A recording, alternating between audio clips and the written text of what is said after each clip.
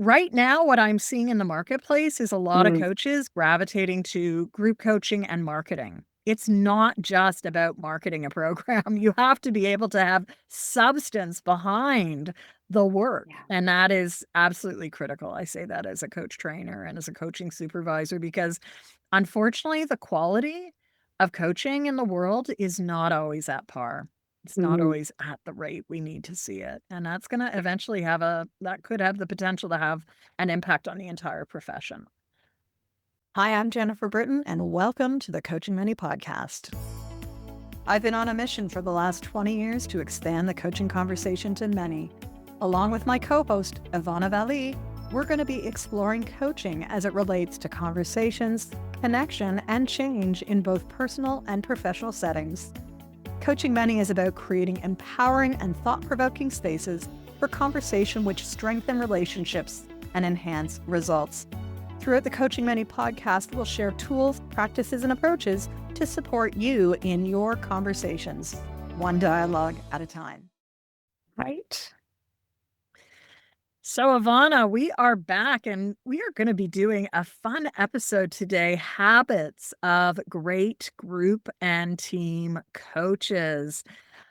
I think this is probably one of our most important episodes, and we're into season 2 now, which says a lot. Right? Mhm. We've got several dozen amazing podcasts. I love receiving emails and having calls with people who reach out actually after listening. And I just think that's testament to how popular both group and team coaching are in the current arena, as well as just how important it is to have dialogue about a lot of these topics, which are beyond training. I think what you and I Mhm. really have been looking at doing here at the Coaching Money podcast has been to really create a space to talk about the tangential yet really integral components that make our work shine with our clients. Mhm. Mhm.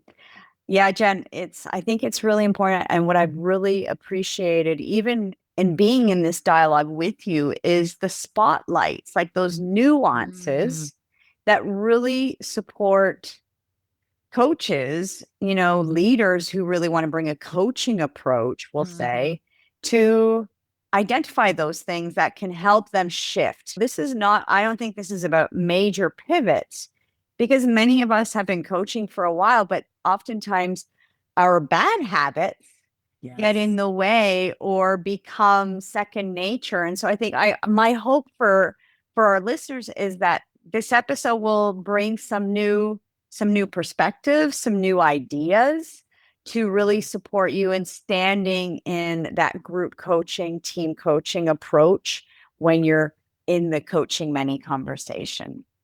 Love it. Love it. And what a great setup for today. So, as always, if this is the first episode that you are finding us on, you can check out the other episodes at our YouTube channel at Effective Group Coach or over at coachingmanypodcast.com. And we'd love for you to like this episode, to share it within your network, and of course, to subscribe because we want to be doing this for a long time, right? Like this is year Mhm. 21 of Potentials Realized.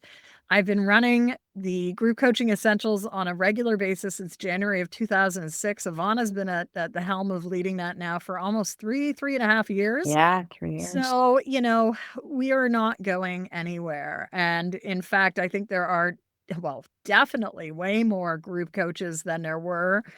Even Mhm. when Effective Group Coaching came out, I think of the tens of thousands of copies of the book that has sold. Yeah. And this is just, in today's world, 2025 or later, people want connection. They want to be connected to self, connected to others, be in dialogue because Mhm. we are not alone. And I think that is a really important part of this whole process, which is why we call it the Coaching Many, right? It's named after the From One to Many Best Practices for Group and Team Coaching book. So today, habits. Habits is something that, if you're familiar with my writing or with our work, we talk a lot about the iceberg model that I first introduced way back in Effective Virtual Conversations in 2017.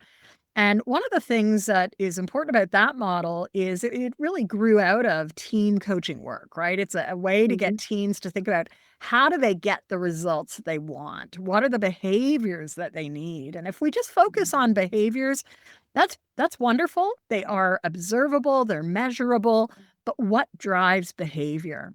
And those are the things that are under the waterline of the iceberg. Our habits, our belief systems, our assumptions.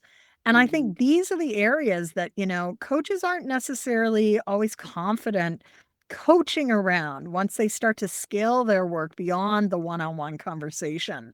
So that's our focus today, habits. We're going to zoom in, dial into habits for coaching groups and teams.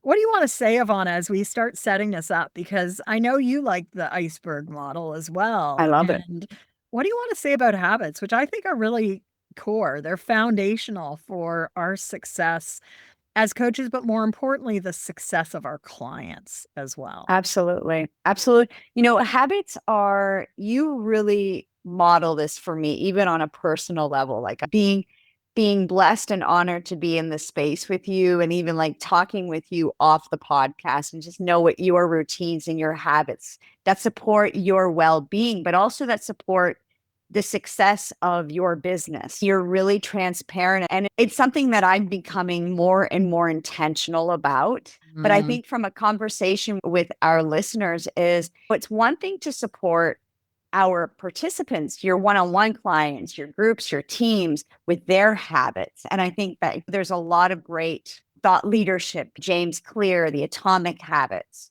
all yes. these, I'm sure you'll share more. But there's also, what are the habits that are going to support you both in your own coaching skill, but also as a human to support your longevity, your scalability in your work, whether you are starting in group or team coaching, or whether you want to scale your work as a group or team coach. What are those habits in the conversation? But also, what are those habits outside of the rooms? We'll say, whether they're virtual or in person, that are going to support you in your own longevity for the work that you stand for, that to have that ripple effect or that impact we stand for. And I think that's really what's rich about this conversation today, is we're going to be approaching it from different lenses. Mm. And that's, yeah, it's a lens of self, it's the lens of coach, it's the lens of habits with practice, right? Yeah, Habits with marketing. So I think in totally. group and team coaching, depending on where you are in your journey and how long you've been doing this, like there are some natural progressions, right? Some coaches are like, oh, it's all about the business. I need to net more business. And when I think of team coaching, it's like, how do I do a proposal? Which is still one of our most popular YouTube videos over Mhm. the Effective Group Coach channel, which I find fascinating but not surprising. I think as we get into the work, as we have more and more people coming to us or more coaches activating us as a co-coach, then it becomes the habits of the practice. How do I do this work? How do I do it? And then there's a layer of how do I make this experience Mhm. unbelievable for the people that I work with. So it becomes the habits to really support the growth of the clients that we serve, Beautiful. whether it's a group or a team. So I just want to also discern that, because I think right now what I'm seeing in the marketplace is a lot of Mhm. coaches gravitating to group coaching and marketing. It's not just about marketing a program. You have to be able to have substance behind the work. Yeah. And that is absolutely critical. I say that as a coach trainer and as a coaching supervisor, because unfortunately, the quality of coaching in the world is not always at par. It's not Mhm. always at the rate we need to see it. And that's going to eventually that could have the potential to have an impact on the entire profession. And I think it does. It absolutely can have an impact, and I think it already does. Even in the conversation of, like, a lot of people are positioning themselves as group coaches or team coaches, but are you? You know, are you actually honoring the competencies in what team coaching is? Because there are nuances between team and group coaching. And Mhm. when you were talking a couple minutes ago, like, part of habits for me is the effectiveness, like the Yes. effectiveness as a business leader and effectiveness as coach, the effectiveness of self through habits. Yeah. And I think it is that, it's these multiple layers that we always want to be spotlighting. So for everyone listening, you're going to have a different element. I'm so glad you brought in that notion of the spotlight. So we want to zoom in, but we also want to remember that, together spotlights create the light that we need to see. Yeah. So don't lose sight, right? There is a habit of ongoing development that is necessary for a coach. There's a habit of ongoing supervision, being able to step back and look at Mhm. what is happening in this work.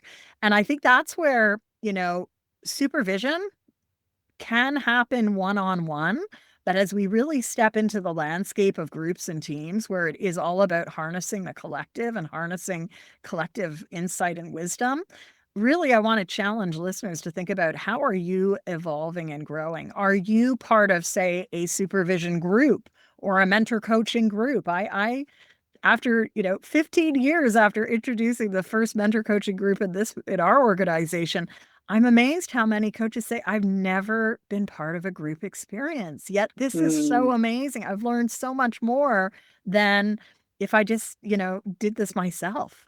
So how do we develop that habit of collective Yeah. collaborative spaces? What does this activate for you, Ivana? I'm like leading in. I'm like, You're leaning yeah. in. I can see you got something good. What do you want to add? Yeah. Well, because you're really already highlighting something really important in the evolution of coaches, whether it be a supervision or a mentor coaching, or even a peer group of coaches, in terms of different strengths and accountability, whatever that looks like. But already, even with what you said, it's like this is the space we need to evolve and grow as coaches. But this is also the power of group coaching, Mhm. team coaching is that engagement, is that collective. And so I'm going to just say, like, are you, in your own evolution, regardless of where you are in the group coaching, team coaching, but how are you actually doing that for yourself to activate yourself? Like, this is one of our core competencies, embodies a coaching mindset, that ongoing learning and development, right? Mhm. You've created a beautiful pathway, I think immediately of activate your superpower. It's one thing to be a great coach, and that's what our foundational training and hours of coaching do. But it is another layer of evolution and growth when we get into a group dynamic. And I'm going to say, when we get into group coaching essentials, a lot of our participants are seasoned facilitators, are seasoned trainers, and Mhm. they're seasoned one-on-one coaches. And they've been doing some group and team coaching, but they quickly realize that, hold on a second here. What I thought I was doing, isn't so much. And in other cases, they're actually saying, well, I've been doing this. I didn't even realize I was doing it. But there's Yeah. that layer of awareness and Mhm. that layer of that mindset, that growth mindset, that sharpening of our own saw. And I think that is really one of the habits. Are we sharpening? Are we strengthening our own saw? And what does Completely. that look like? Yeah. And I'm so glad again that you've really highlighted this, because I think one of the big shifts for group and team coaches is the ability to hold the space. It Yeah. is your presence, it's your capacity as a coach. We are developing capacity within those that we lead and we are in dialogue with, but it is also about our own capacity. So, no surprise, I think there's been a huge flux in of coaches going for the ACTC in the last 3 years. Mhm. Wonderful, but the learning does not end. This is what I really want to reinforce. The learning does not end in that first 60 hours of training. Like one-on-one, the mastery continues. And this is where, our advanced programming with Activate Your Superpowers, coaching diverse teams and groups with work styles, Mhm. Mila, neuroscience learning and experiential approaches. This is where I continue to get excited to see seasoned group and team coaches saying, oh my gosh, I've never thought of that. So whether you are new or whether you are seasoned, like, there is always going to be a new set of habits and muscles to be building. And I think that is the gauntlet that I really want to sort of throw Mhm. down as a challenge, because there can be, a space, and this happens for one-on-one, group and team, where coaches become complacent. They think they know it. And Mhm. one of the habits that we've really got to activate is really deeply recognizing that this is not our process, right? We don't know. It's not just coaching the unknown, but it's coaching the unknown in a dynamic, that in a group is getting established as the conversation unfolds.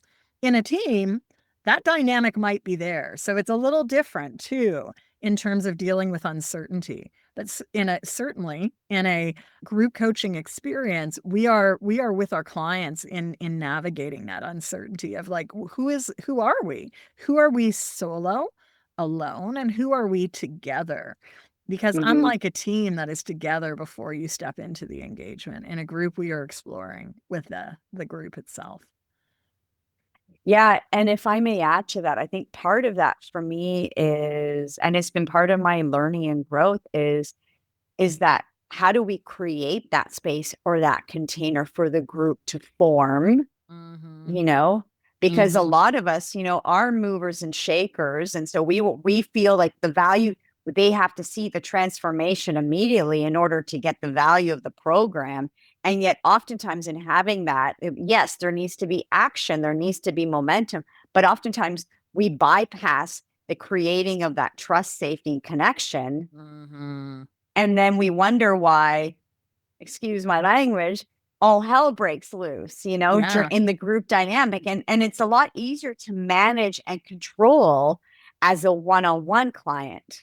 But this is where you said, but in a group and even dynamic. Notice the language. Is our role to manage and control? No, right? Like we need to be able to step back and go, whoa, like what is happening here? And invite the group to also explore what is happening. Yeah. Because it to me, the word that came to me as you were saying that was like, we need to be able to have that presence, that space, that neutrality, ultimately, to be able to name it. This is what I'm noticing. Yeah. And then allow the group, to explore, to express what is actually what's so, and for the group coach to be unattached to the outcome, to be unattached to thinking that they need to know or that they know more than. And a lot of that is also, this is my own idea, is a lot of that is our own hustle to feel that we need to show up and be the nose and, be seen as the expert, but that's not what we're there to be. No. We don't have to figure it out. What we do have to hold, though, is the space for people to explore on their own and explore as a collective. Again, with different journey points, different doorways. Yesterday I was doing a series of conversations, whether it was leading the team coaching essentials or in some of our one-on-ones that we offer to our, our students and just prospective individuals. And one of the themes that showed up yesterday was the ability to just be okay and comfortable in not knowing and seeing what emerges, but also recognizing there are many doorways into the conversation. And even in the same group, you may have one person opening up one doorway and another person opening up another doorway. Is it the same landscape at the other side of the doors, or is it totally different? We don't know. We just don't know. But people are going to be activated in different ways. And it's interesting because episode 27 just released. It's our season 2, episode 1. It just released this week as we're recording this. And I think people will find it interesting. It's all about engagement and bringing all voices into the room. With the shift in the last few years, I find it fascinating because in addition to this doorway notion, the other theme that came up yesterday was, I'm very comfortable doing this on Zoom, but what about in the room?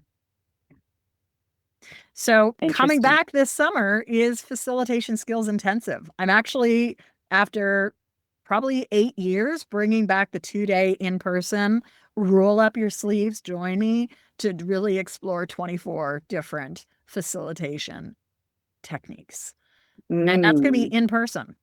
It's not going to be on Zoom because we did a lot of that, but it's going to be in person. And I'm excited about it because this is a program that I loved in the early 2010s.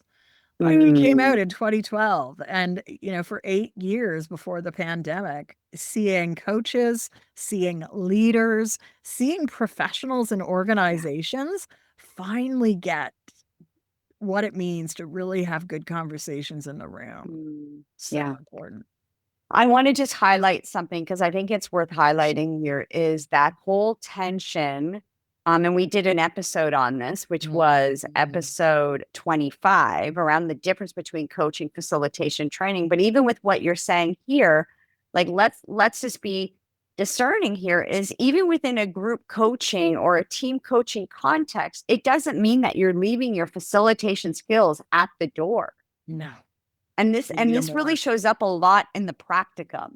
But hold on a second here. And so the fact that you're offering an in-person training around facilitation is very relevant in the coaching, group coaching, coaching many, team coaching context, Team because coaching. there is absolutely there is that discernment, and it doesn't mean that you're positioning your program, going back to the marketing and the habits. You need to be clear in what you're offering so the right people show up in your conversations. And that includes though having some idea of when you're actually bringing skill set of facilitation and when you're actually bringing and what that looks like from a coaching approach, a coaching mindset. Because in group coaching, team coaching, we're always coming with that coaching mindset, that curiosity, those open-ended questions, that client-centered approach. But it doesn't mean there's no facilitation in a group coaching conversation or team coaching conversation. So I just wanted to kind of normalize that because that is that best practice habit. It's like, when am I, hold on a second. Yeah. And it's the habit, right? And why I raise it is because it's going to look different. It's going to sound different virtually, physically in the room, and hybrid. And I think people are still struggling with what is, where is the conversation happening? A lot of coaches have gone in the last few years through all online virtual training. What does it feel like? What does it look like? What do you notice when you're now having a conversation in the room? That was a big, wow. We have a whole generation of coaches that have only ever been trained virtually. Yet the work is happening in the physical space. So, yeah.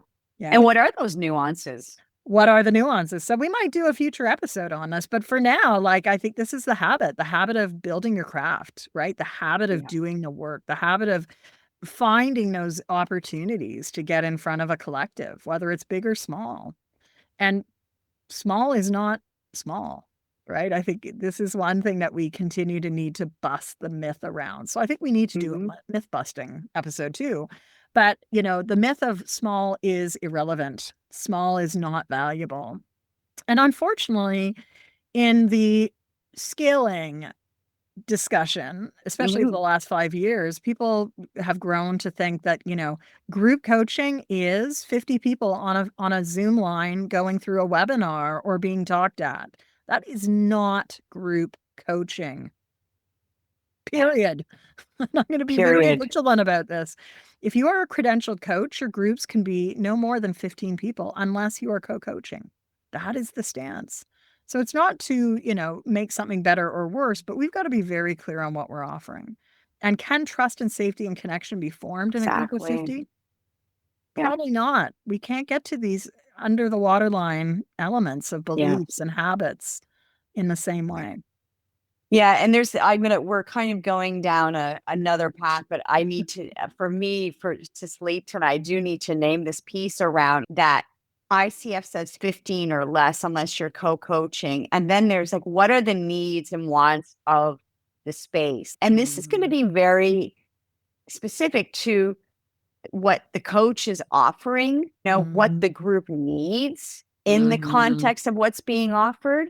Because, you can have 10 people in the conversation and make your profit margins, et cetera. And I stand for you to do that. But is that going to actually create the transformation that you are actually stand for in the program you're offering? And so what does that look like? So do you need to reevaluate your pricing? Do you need to reevaluate whether you're bringing a co-coach? What does it look like? So it's a win-win-win. Yeah. Because this is more than just getting numbers in a room. Yeah. Yeah. And again, the pressure will be there, right? From a marketing standpoint, the pressure will be there. Can't we have 20 people? Can't we have? Yeah. And even for corporate internal coaches. Yeah. right? What does that look like, even from a proposal standpoint, which we talked about Mhm. earlier? Yeah. Yeah.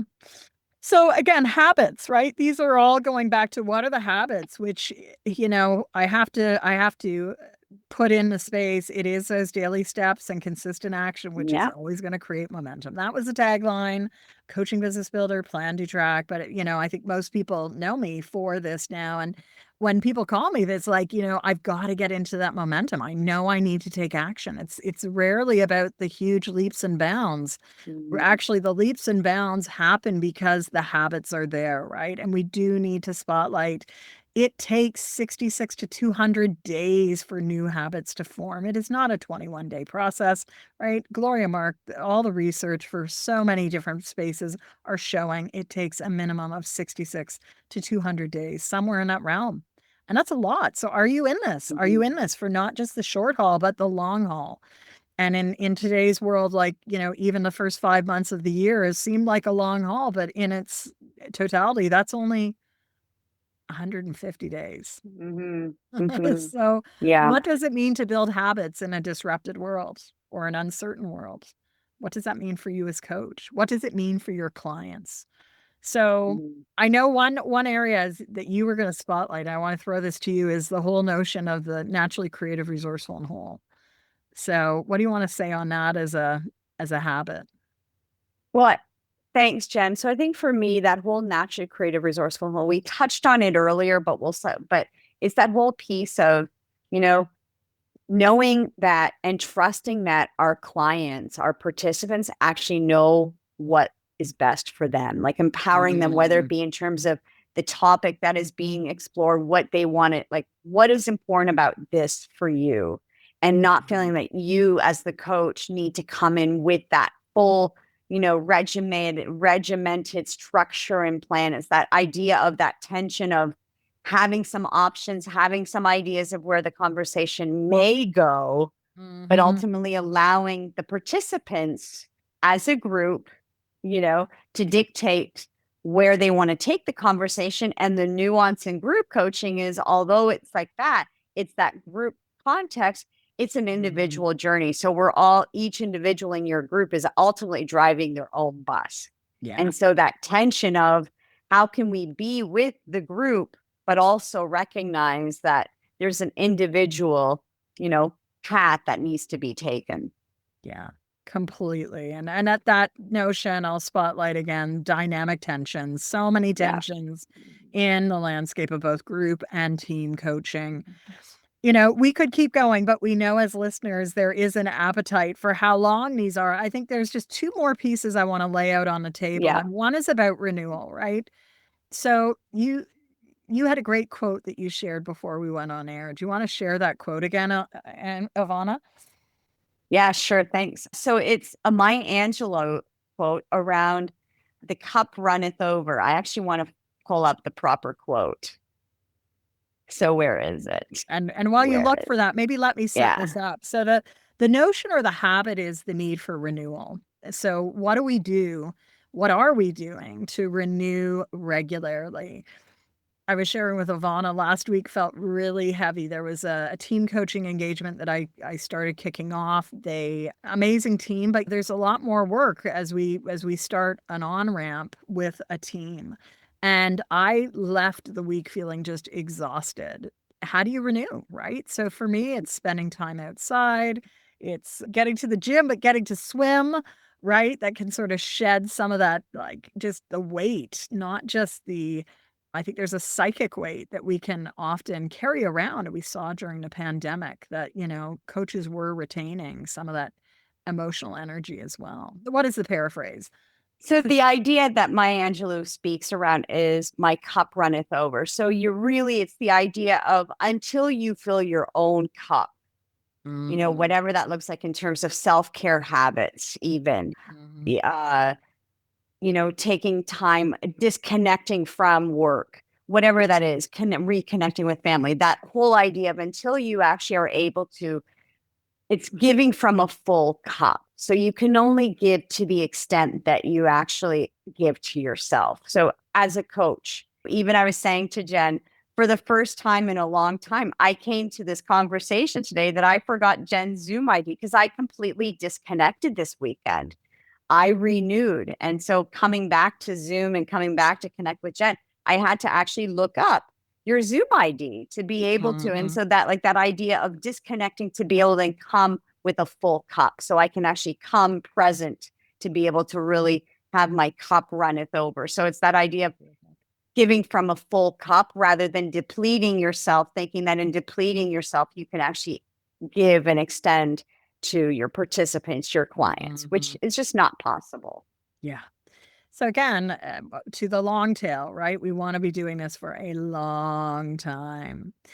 So we have one more piece. I said there were two more. So here's the last one. And I think that is something that you talked about earlier, but we want to spotlight it is client first, right? It's always got to be client centric. What is it that your clients want now, today, not 3 months ago, not 6 months ago?